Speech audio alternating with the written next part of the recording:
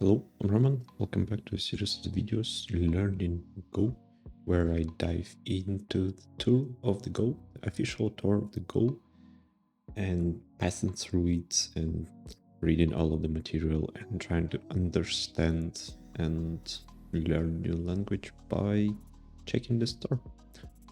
I want to remind that I have the main channel, well, first channel, I guess, where I post talking head type of the videos, and recently I published a video about why I decided to build like a simple neural networks from scratch in Golang, like purely from the ground. And we have a Discord channel, so you can join. You will find both links in the video description.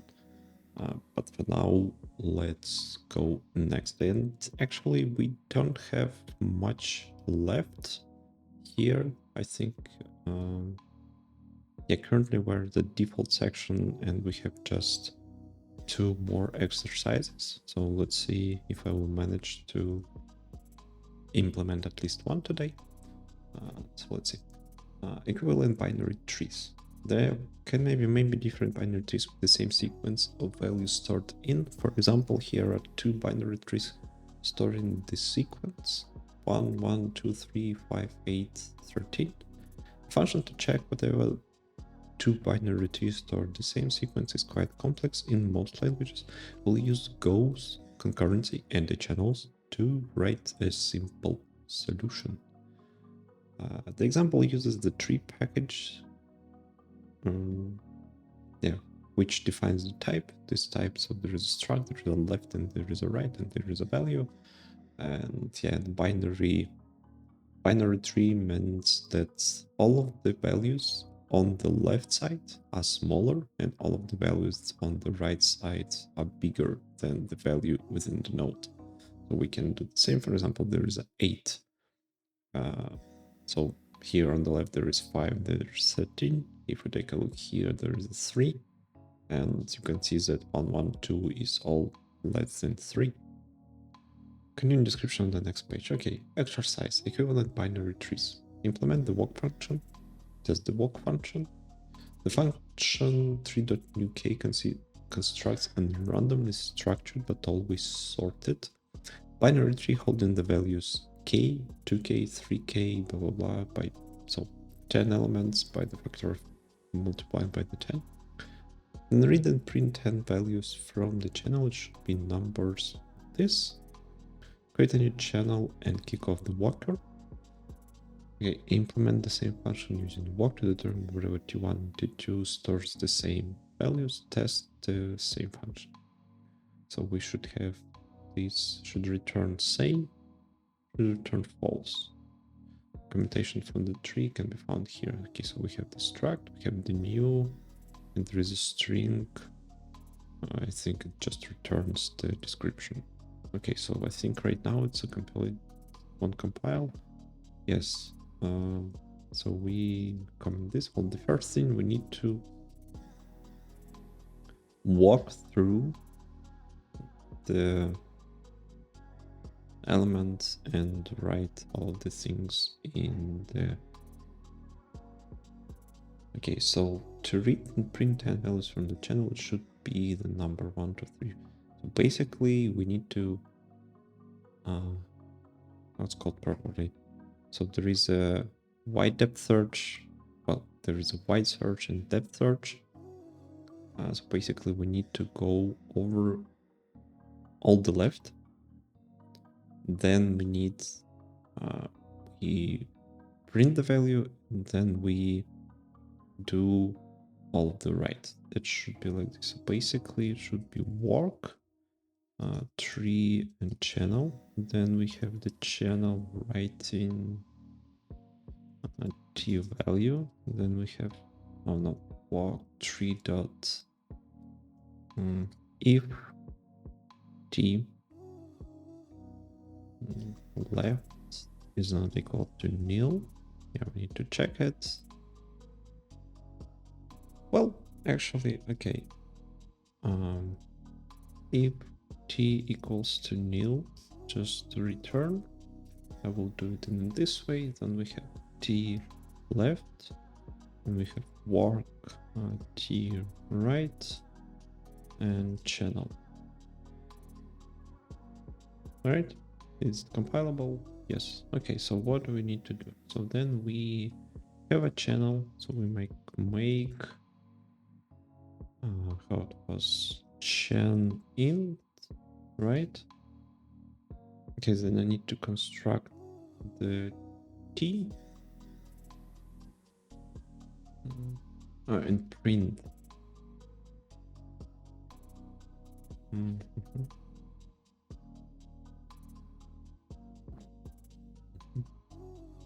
Okay, so we have, for example, we always have 10. Okay, I will just use this knowledge. So the next thing I need to create a t1, let's call it, and it will be tree.new1. Then I want to do go work t1 channel. So we'll launch the Goroutine and then we do this for equal to 0, less than 10. This one we should keep print the length. I have no idea that it's correct. Okay, so okay, this one here. And there is the import t. What else? Okay. Okay. So yeah, basically we going fully on the left subtree. Just show you once again. So we're going. Now we have the t, then we're going on the left, going on the left, going on the left, left, left, left, left. Like for example, this is the better one. And then if all goes correct, then we write the value into the channel. Then we check in left and right, it's nil. Then we kind of return it into the recursion. So yeah, this is the recursive function. We can write it in a non-recursive way, but I think that's fine for this task. Then going back, we print in this one. Then we go into the right subtree, writing this. Then no, this close, we going up, we print 3, and we go to the right. So right now we need to determine whether the trees contain the same value. So I think I can do this with 2 channels, right? So what I can do channel 1 and channel 2 corresponding. I'm not sure that I can do it with 1 channel. So then we're actually doing this. We're launching 2 Goroutines, one for the first one for the second one, right? And then we need to read 10 values from them. So we're reading okay, value 1, that is from the first, and this is from the second, right? And basically here we should return true, but if v1 is not equal to v2, right, we return false. And that's it, right? Defer, and I think we have close channel 1, and we can close channel 2. Expected up around 25. Oh, okay.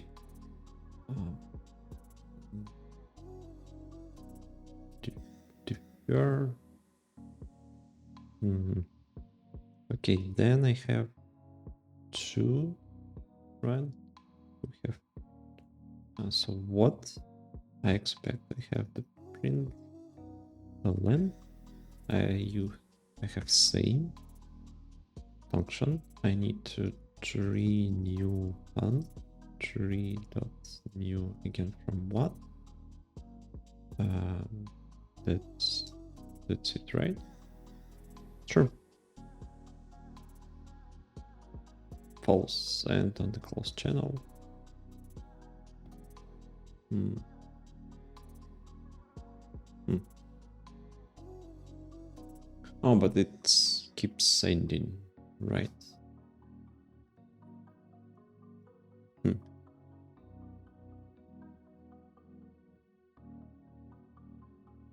I mean, yeah, I mean, in general, like the logic is, I'm trying to,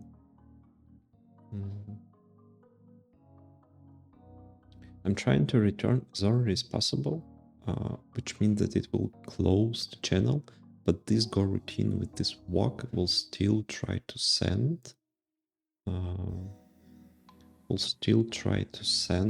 the values, but is there a way to determine if channel is closed?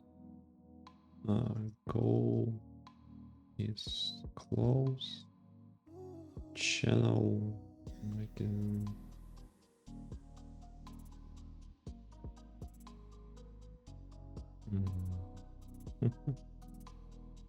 Let me check. We have these channels. Make. Okay, this is writing. Make.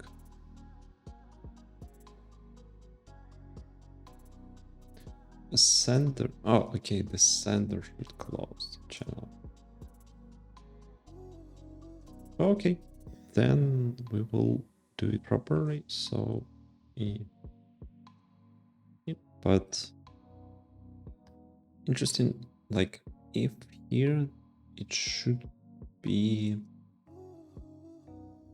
if the sender should define when this code, and here it's, I mean, ideally I should send it once I process the root value.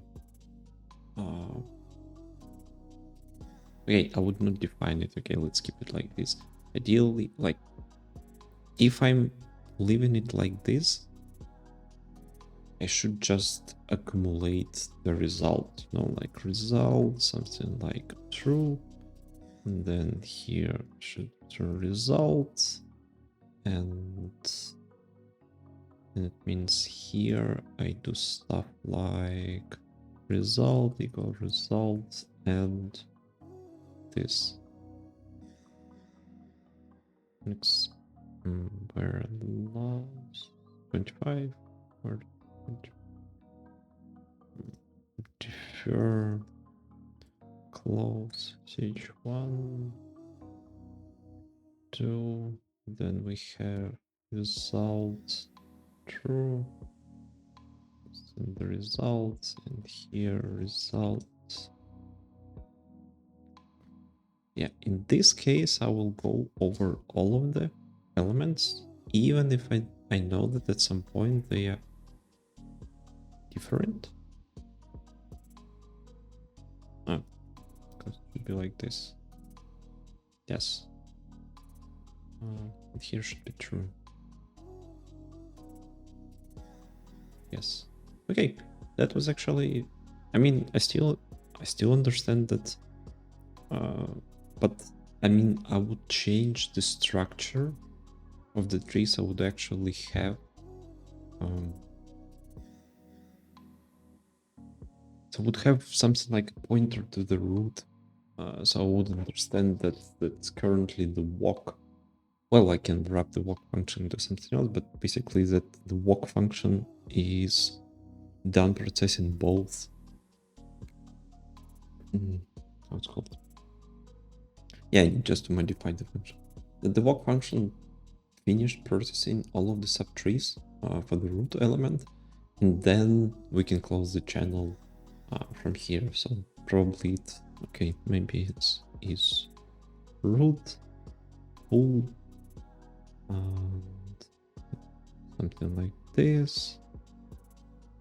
It's not ideal, but I want to follow this pattern of closing the channel.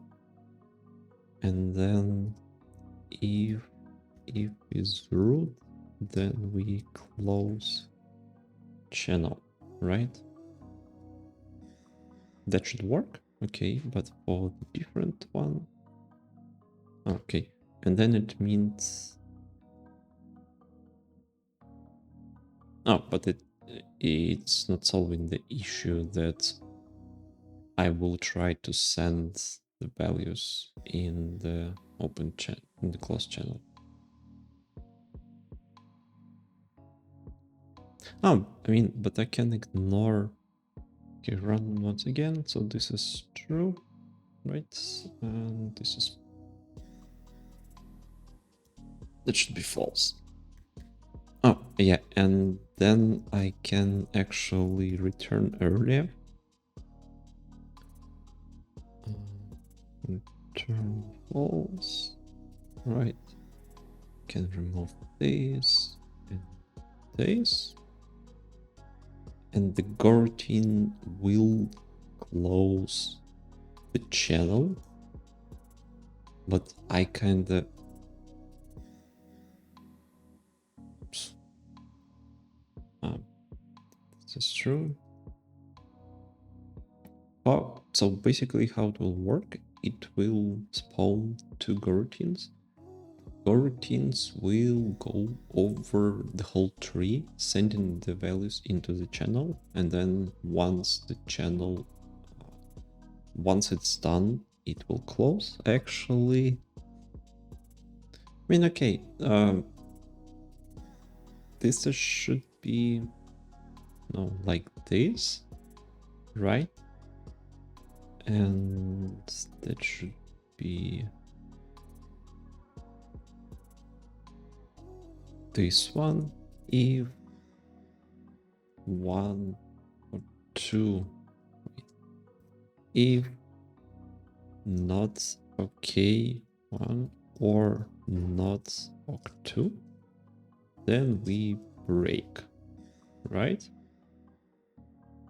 False.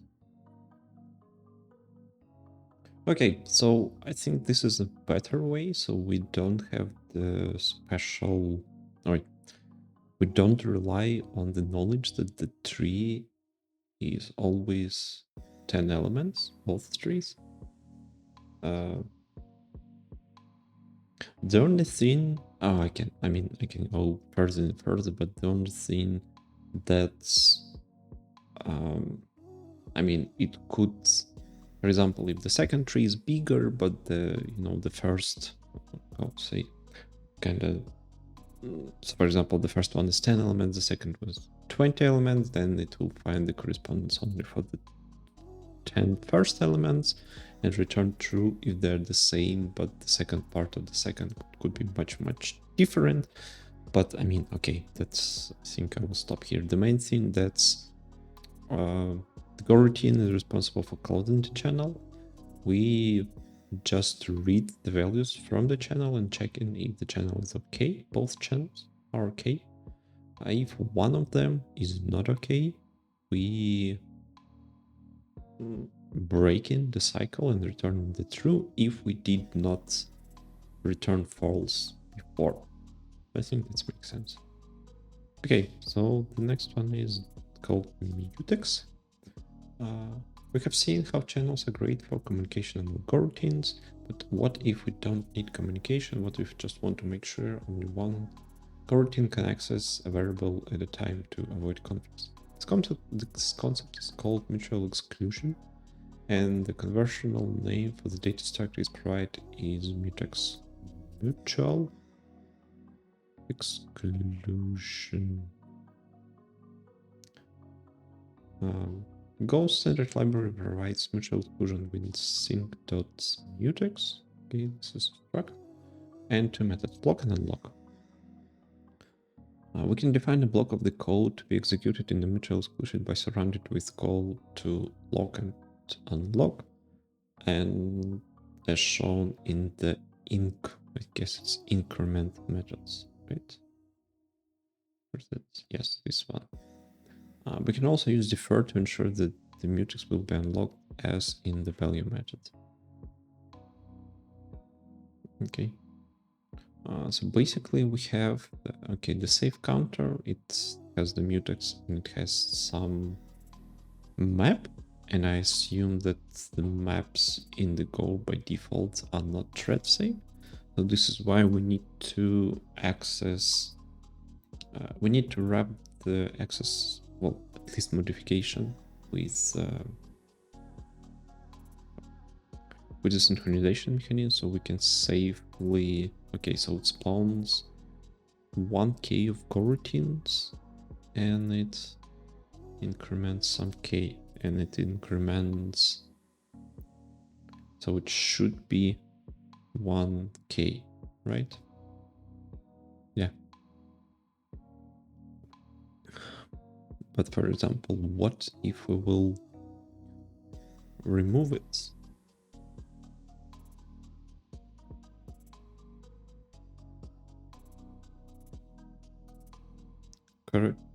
Concurrent map rights. Okay, so it's actually raises the exception. Well, no. Raises the error. Okay. Bug crawler. In this exercise, you'll use Go's concurrency feature to parallelize a web crawler. Modify the crawl function to fetch URLs in the parallel without fetching the same URL twice. Hint: you can keep a cache of the URLs that have been fetched on the map, but map alone are not safe for the concurrent use. Okay, so we have the fetcher. We have the crawl. Crawl uses fetcher to recursively crawl pages starting with the URL to a max depth. So I think we don't have the concrete implementation. Okay, there is a fetcher.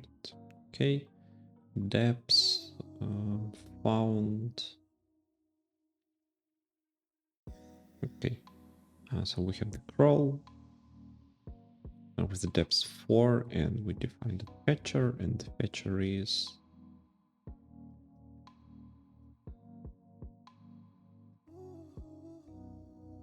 fake fetcher is the fetcher that returns catch results. So we have the fake fetcher, which is the map string, fake result, URL, body URLs. There is a fetch. Fetcher is so it just returns several things, but what we can see is that we have some URLs here. Oh, but I guess it's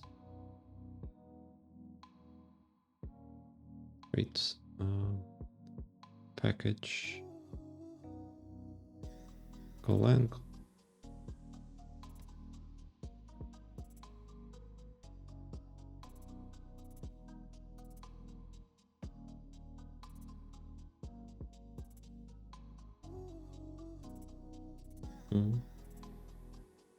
Not found. How it defines found and not found?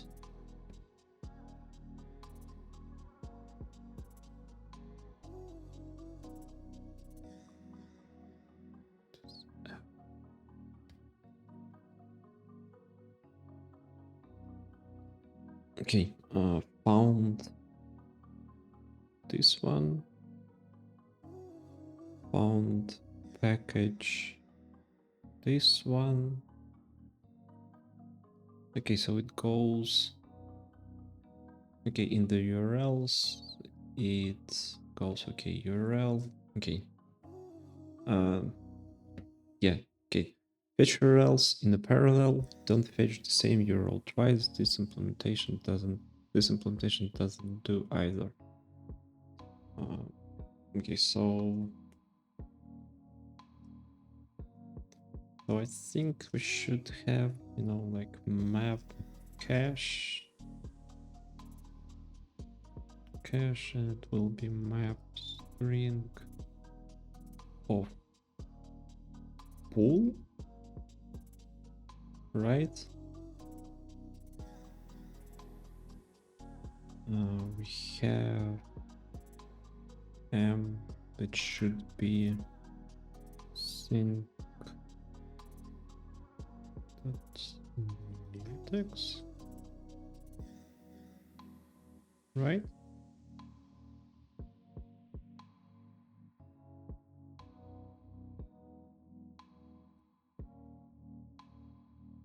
Okay.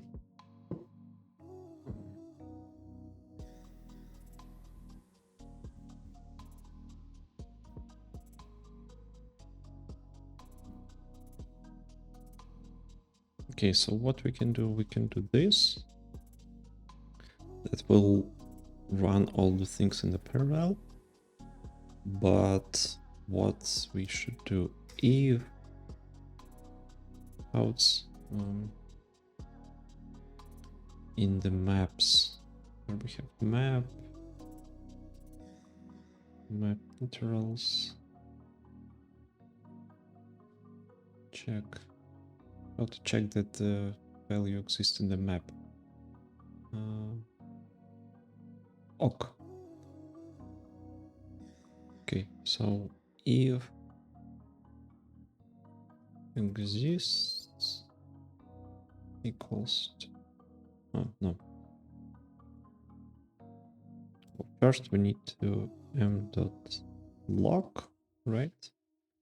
Then what if exists, but we use cache by URL. If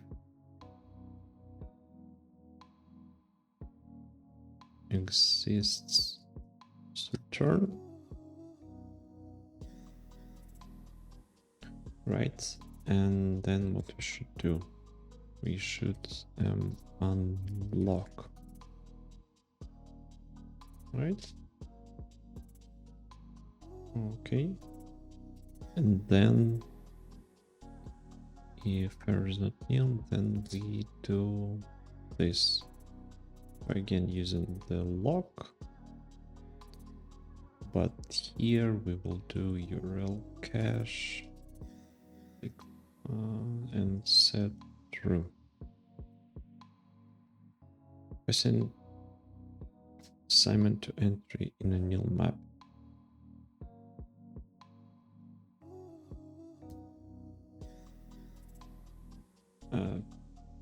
Oops.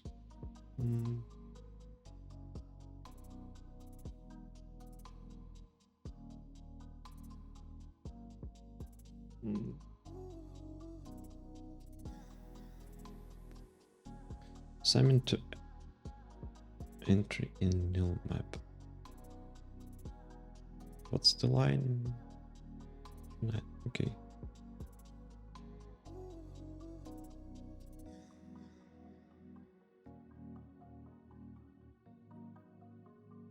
Unexpected new line.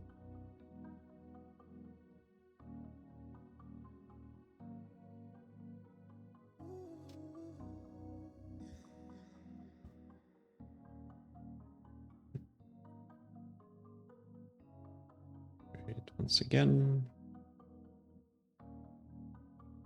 Maps.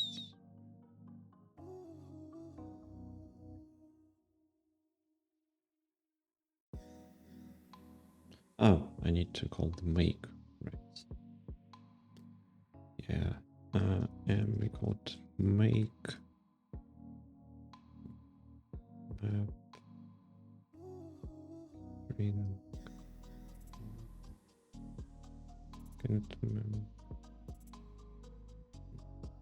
Empty Berlin URL. Okay, but so there is a found, and then it should go in the range of URLs, right?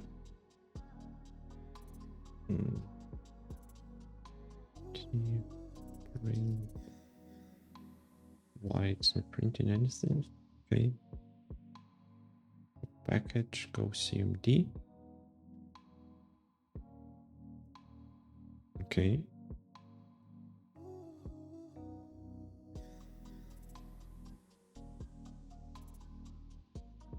But why it's not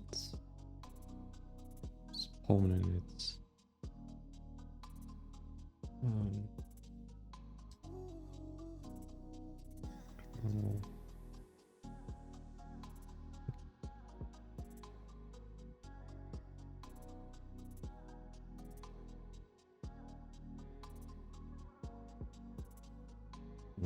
I will make this. Okay, but why you don't want to?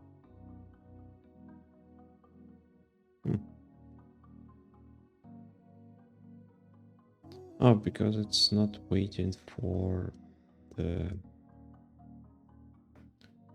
program exits before we actually wait for. Right, so if I will do this, I don't know. Yeah, timeout running the program. Yeah, so this. Okay, yeah. I think the only way that one thing that I need to understand, I need to do is maybe a channel,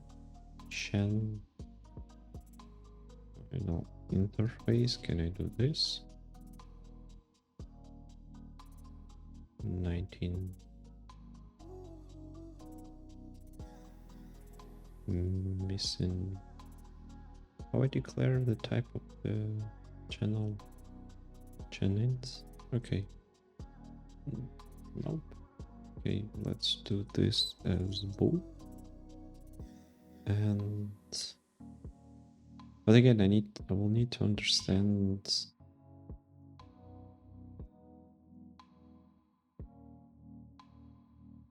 Okay, so there is a 4.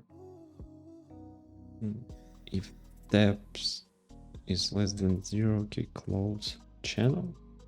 Right, so we pass the channel here.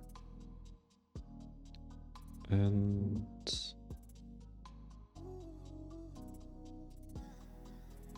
right, and for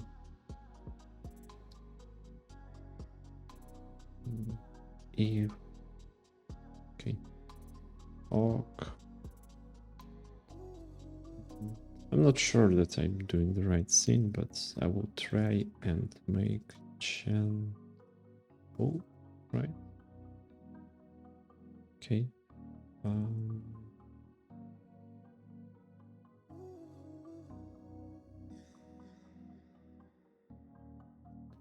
If ok, then break. Not enough organisms to code. 5.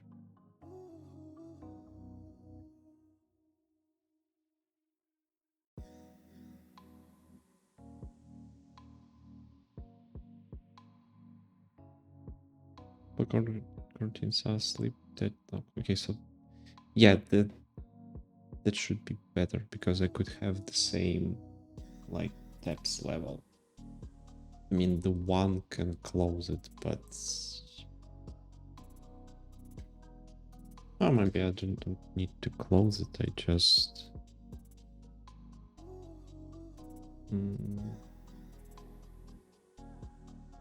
oh, it's this true. False, and then I actually do something like this. If done,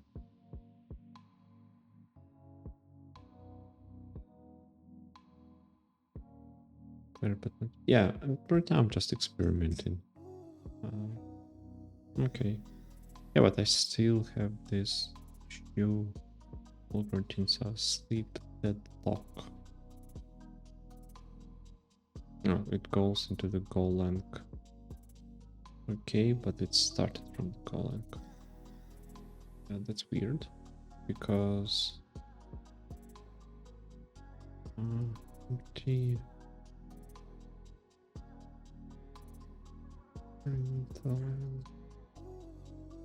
Okay, so when we went to this one, there is a packages. In the packages we have this one, the US, and then we go Golang org. It again exists.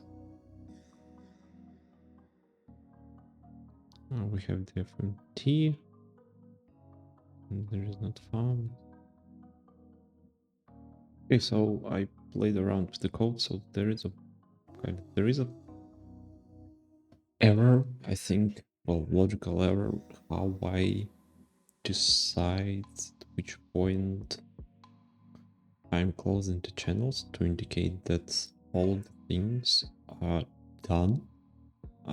Because yeah, if you just took sleep and yeah, all of them works okay. I mean the the caching is, I mean the checking for the caching logic is fine, so it won't go the same things kind of down here.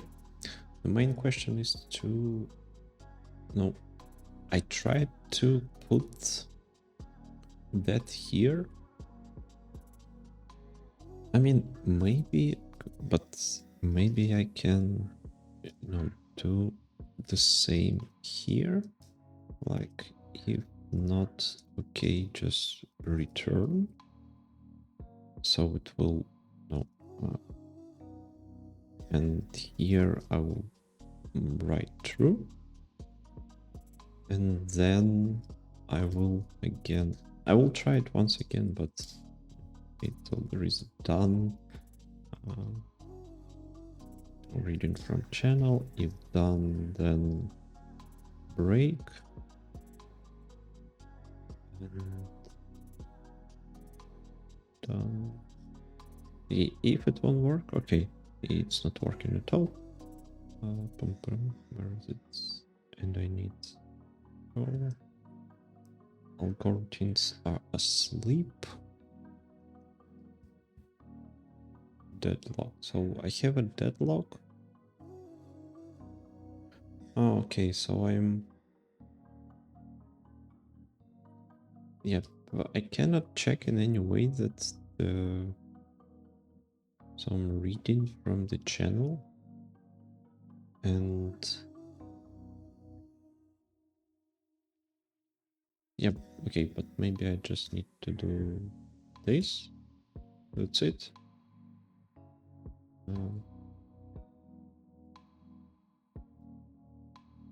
No new variables on the left. Can I do this? No, that's the same. Okay, I will. By the way, can I do this?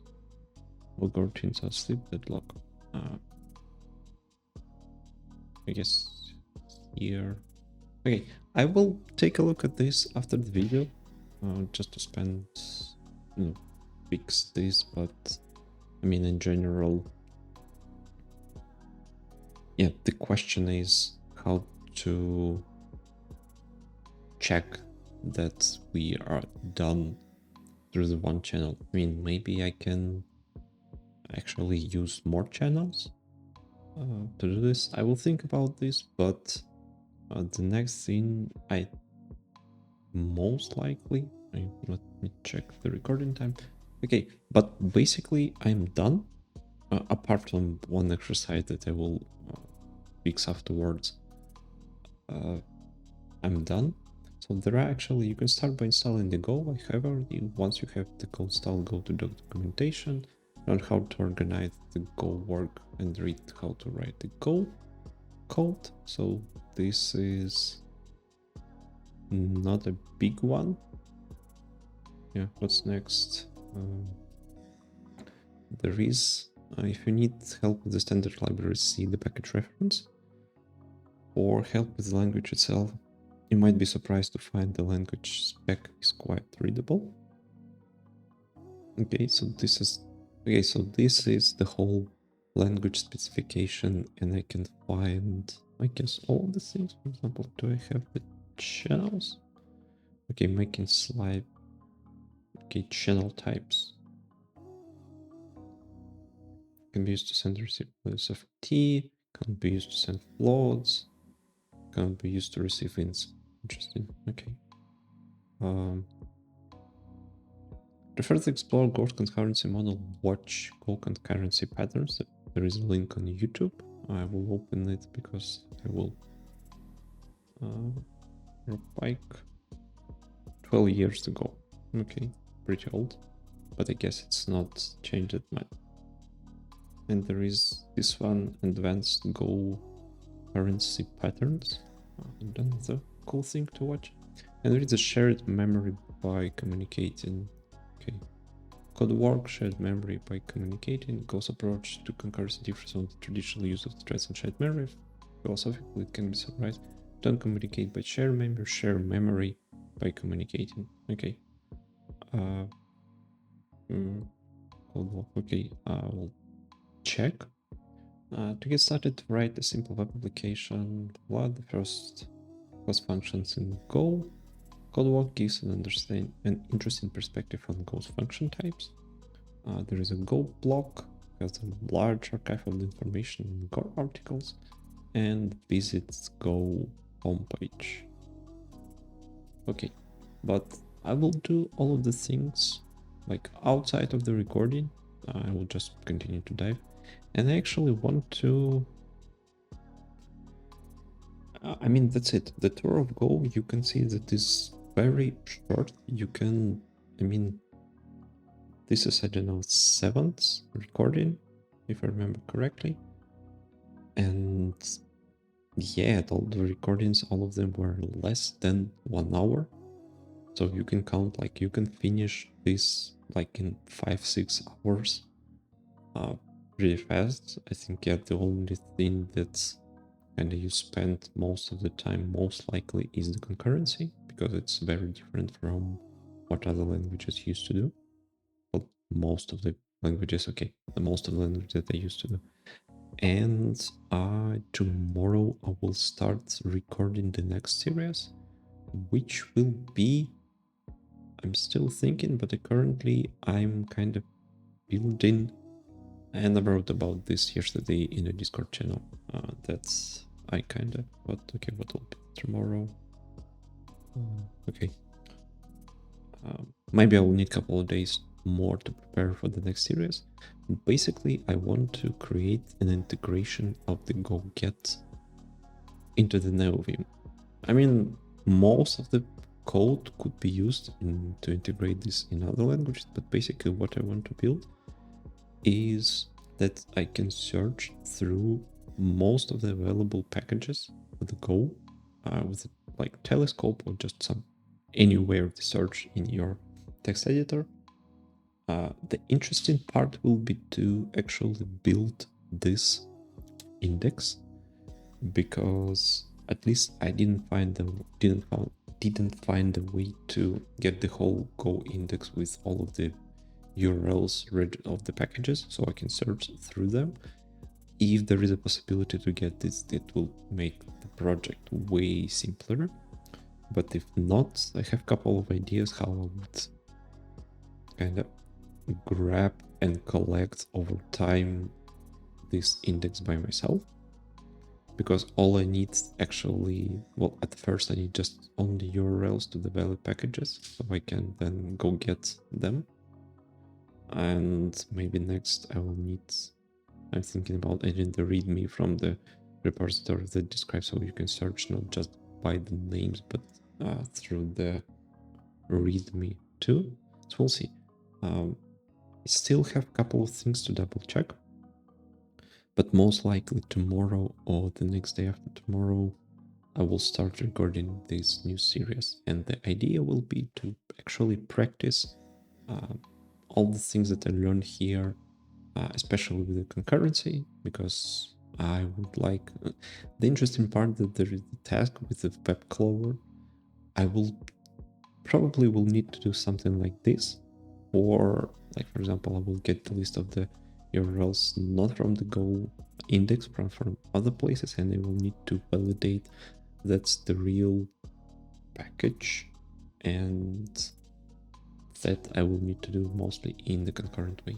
But okay, but for now, I encourage you to take this tour once again, or if you did it with me, then check all of the material, especially like the further, I would say, the concurrency model. I will definitely need to watch this before I will move forward. And yeah, and that's it. Thank you for watching, and I see you in the next video. Bye bye.